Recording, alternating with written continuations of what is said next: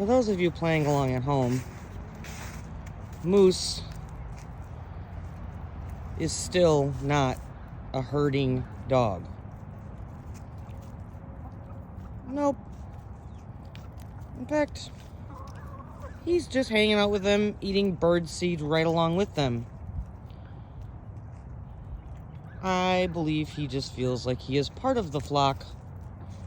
And if a predator would come along, he'd be the first one to hightail it back into the house, leaving his feathered friends to fend for themselves.